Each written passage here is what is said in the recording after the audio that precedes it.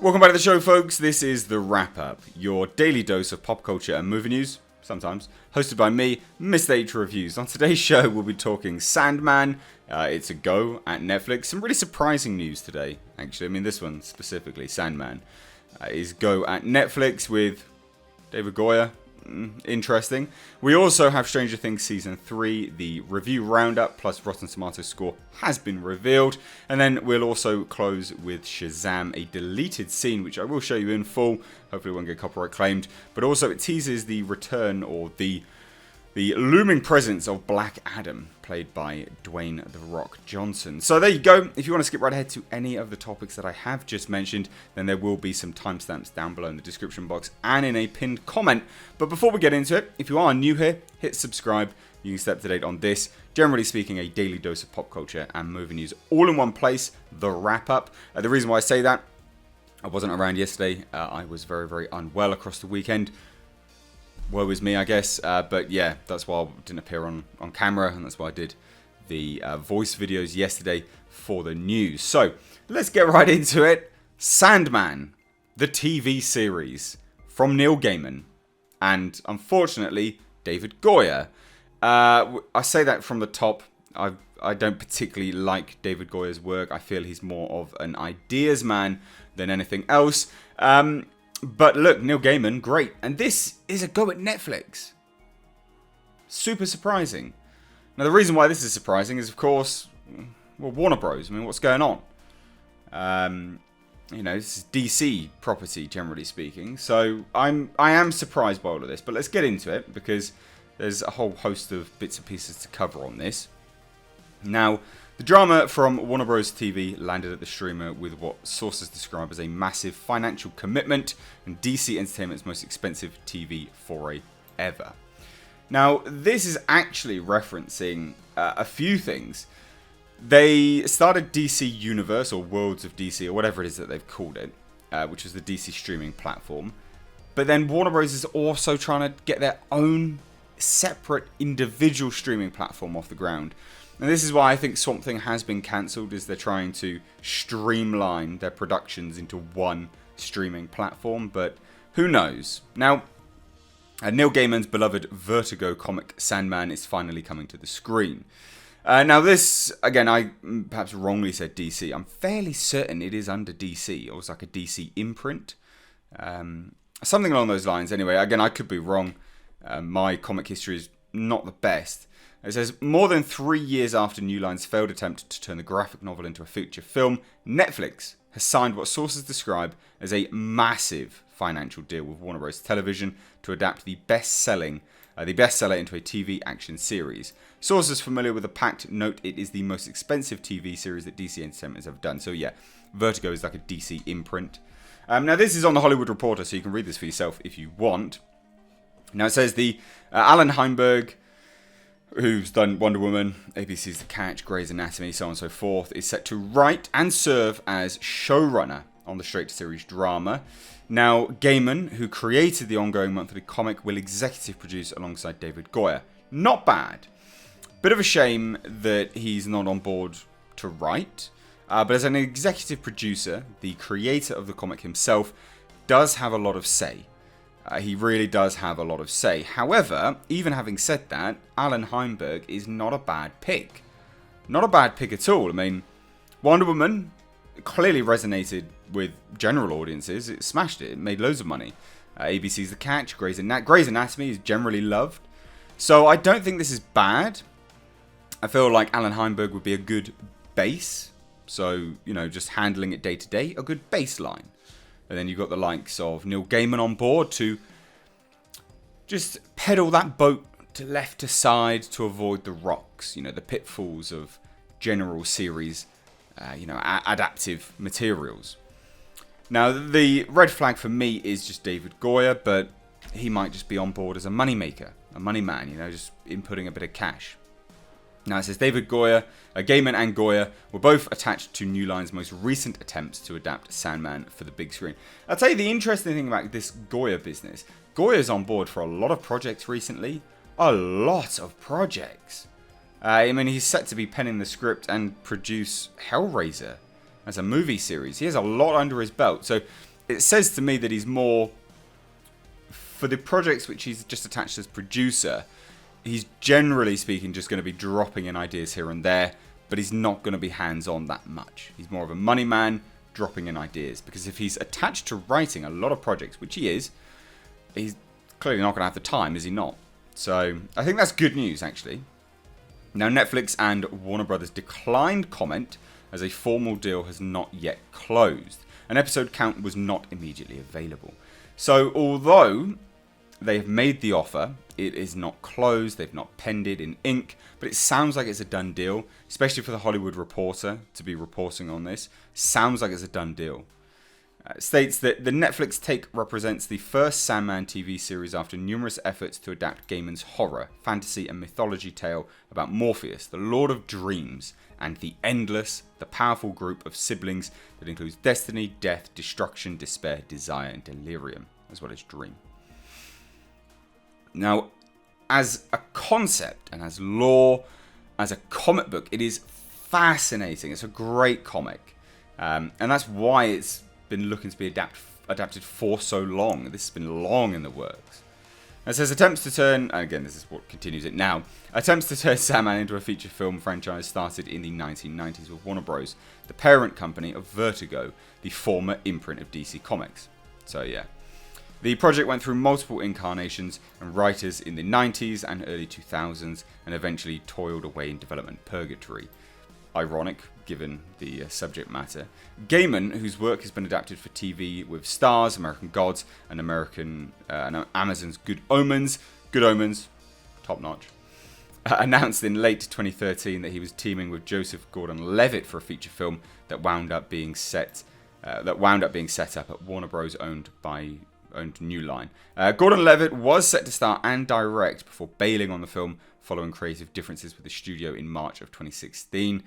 Eric Hesera, the last screenwriter attached to New Line's Sandman, said in November 2016 that he was no longer involved.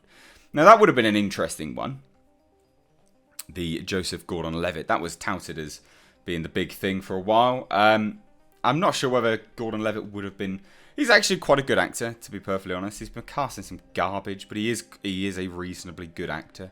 So I think he would have been good. Now, interestingly enough, Hysera says, I came to the conclusion that the best version of this property exists as an HBO series or limited series. Now, this is good news. Why? Because this is obviously a former screenwriter that was involved in the project. If he's stating, this property is better as a limited series or is better as an HBO series, logic would dictate Netflix, yeah, you could do it pretty well, to be fair. And that's one of the last screenwriters attached. If he's saying, I think this would be best served as, an HBO series or limited series, and now it's being put to Netflix, that's a good sign. That's a really, really good sign. And this is obviously not as a feature film, not even as a trilogy. This is Hysera told IO9, the structure of the feature film really doesn't mesh with this. So I went back and said, here's the work that I've done. This isn't where it should be. It needs to go to TV. Sounds like they've actually listened. Amazingly. Sources say Warner, or Warners, which controls the IP, took the Sandman TV pitch to multiple outlets. So they did actually listen, including corporate siblings HBO. The premium cable network did not make a play for the series, given the massive price tag attached and the likely number of other big world shows in the works. Yeah, HBO's had so many shows which they have a massive price tag for at the moment. They're not going to want to pour money into considerably an unknown property. I mean, Game of Thrones now is absolutely skyrocketed. They've got the prequel series underway. They've also got his Dark Materials, which is a co-production with the BBC. So they're doing a lot. That's, for those that don't know, the Dark Materials is Philip Pullman's work, The Golden Compass, that sort of thing. So I can see why HBO were not interested. But it does say, and Netflix snapped it up as the streamer continues to make an active play for massive IPs that could be turned into subscriber-friendly franchises a la Amazon's Lord of the Rings and HBO's Game of Thrones. That's the thing. Most of these streamers want a big IP that can sustain them. Netflix has some of them, but they are falling behind on the larger IPs. You know, people go to HBO simply just for Game of Thrones. HBO is selling Game of Thrones to other streaming platforms for a massive price tag. I mean, it's shown in like Australia, for instance, on various streaming platforms where it's earning a bucket load of money. So Netflix clearly just wants part of that pie. Them snapping it up is a great idea. Really, really good for them. Now it says, since parting ways with Marvel, Netflix has aggressively pursued big name IPs like Magic the Gathering, which was just announced, the Chronicles of Narnia, and the works of Roald Dahl, as the streamer courts new subscribers with exclusive new takes on beloved franchises. Definitely. The Sandman deal will provide a financial windfall to Warner's, which is in final negotiations for a new film and TV pact with J.J. Abrams. It was about $500 million, as it says here. The sources note that the studio opted to sell it to a third party in a bid to bring additional revenue to the company, rather than placing it as its forthcoming streaming service. So that's the other thing. Again, it just references Warner Bros. Looming streaming platform that they're looking to get off the ground. So I think this is good news. Like I said, the red flag there is just Goyer. He's more of an ideas man in my head. A lot of people always reference the Dark Knight trilogy, but again, he's just more of an ideas man. We referenced him recently in the Hellraiser wrap-up video that I did. A lot of people referenced a series that was cancelled. I'm not overly sure what platform it was on, but they said you really do need to take a look at it because it showed him as a great screenwriter, someone that produces great work. So I will go and check it out. I'm open-minded about these things. I don't want to just poo-poo everyone. So there you go. What do you think? Sandman TV series from Neil Gaiman and David Goyer on Netflix. This is a huge deal. Huge deal. And could mark Netflix really pushing the boundaries and returning again to the fray of the forefront of most people's minds, and is a big property for them. So let me know your thoughts on this down below in the comment section. Would love to hear it. Now let's move on to Stranger Things Season 3. Okay, the critics score has been revealed with 26 critics dropping their score in at 92%, so it is certified fresh. I thought it'd be interesting to take a look at all of them, because Stranger Things Season 2 wasn't that well loved. Now, Stranger Things 1 was universally praised. Everyone loved it. But Stranger Things Season 2, not so much. So I thought it'd be interesting to take a look. 96% for Stranger Things Season 1. When all things were said and done, the critics scored Season 2 as 94%. And Stranger Things Season 3, with barely any critics dropping their scores in at the moment, is 92%. So it's looking quite good. But Stranger Things Season 3 as a whole, let's take a look at some of these reviews. We'll be able to take a look at all of them, to be perfectly honest. There's not... Oh, good job. God damn. Rotten Tomatoes, get your site sorted out. We'll just take a look at the highlights then, I guess. Fuck me. So Ed Power, who did not like it, who's a top critic, apparently, for the Daily Telegraph, said, on the evidence of this plodding and predictable third season, the Duffers can't skip town soon enough. Quite scathing, but still only a 3 out of 5. Interesting. Brandon Katz of The Observer said Season 3 balances good-natured laughs with charming nostalgia through likeable characters doing battle against looming horrors, yet it feels like it's propping up its past to justify its present. Interesting, so maybe a reference to Season 2 not being so good. By doubling down on relationship stories, Season 3 of Stranger Things delivers an oft charming, deeper than expected, and ultimately enjoyable new chapter. Susie Fie wrote, our heroes are not the goofy young kids they used to be. The third series realigns and reconfigures them in new combinations and allegiances. Now, obviously, there looks to be like some looming... Well, the latest trailer or TV spot for Stranger Things Season 3 did reveal a lot. I'd encourage you probably not to watch it if you don't want to be spoiled. I would say it's quite spoiler heavy, that trailer or TV spot, whatever it is. But this echoes some of that in my head anyway. Obviously I don't know, but that's what it echoes to me. Reliable, durable and comfortable. Stranger Things 3 is what you'd expect and certainly what you want, if what you want in seasons 1 and 2, with a few big twists along the way. Good. I'd like them to take the best bits of season 2. There was some great relationships with Eleven and David Hopper, the character.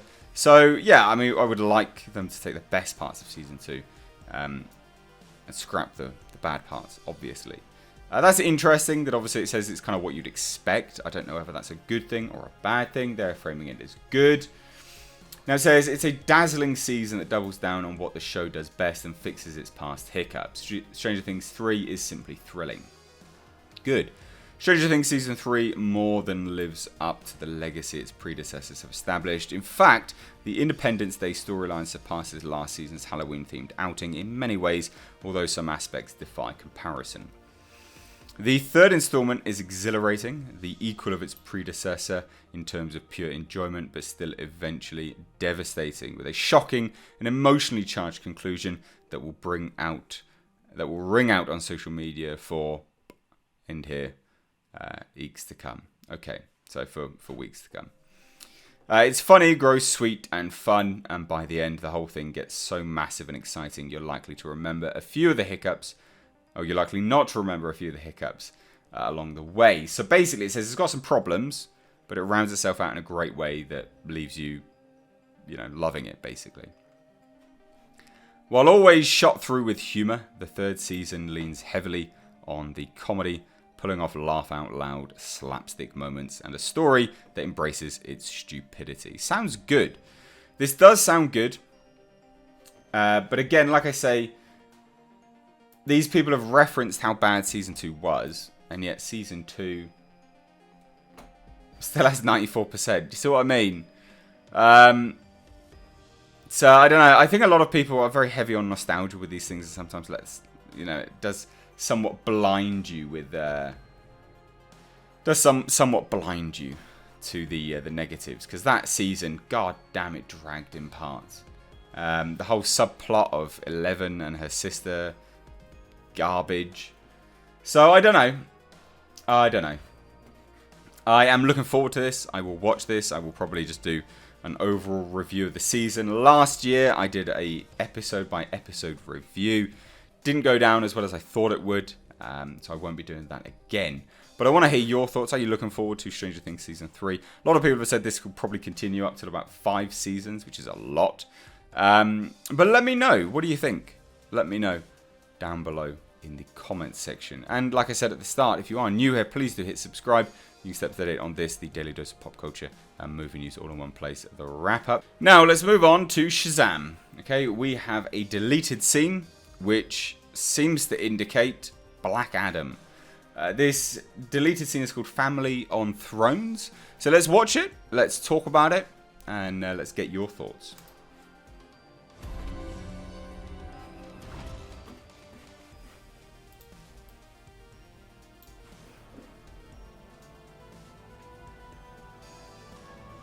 Shoulders look so dumb.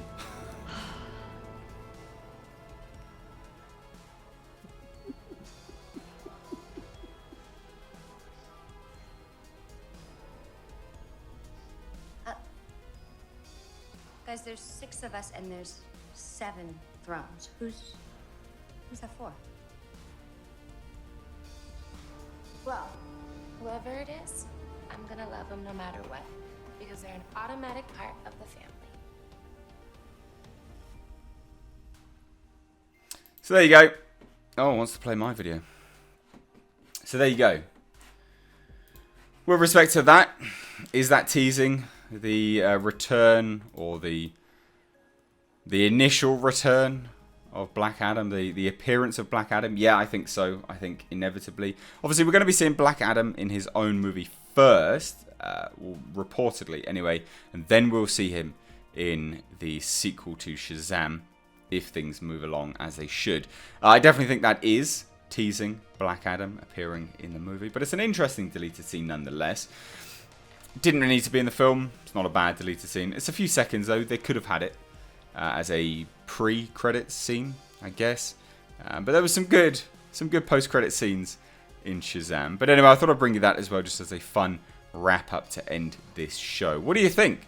let me know down below in the comments. What do you think about all of the topics that I have discussed today? I'd love to hear your thoughts, so please do let me know down below in the comment section. As always, if you are new here, please do hit subscribe. You can stay up to date on this, the daily dose of pop culture and movie news, the wrap up, all in one place, hosted by me, Mr. H Reviews. As always, thanks so much for watching. Give this video a like and a share if you enjoyed it. Subscribe if you loved it. I'm Mr. H. Take care.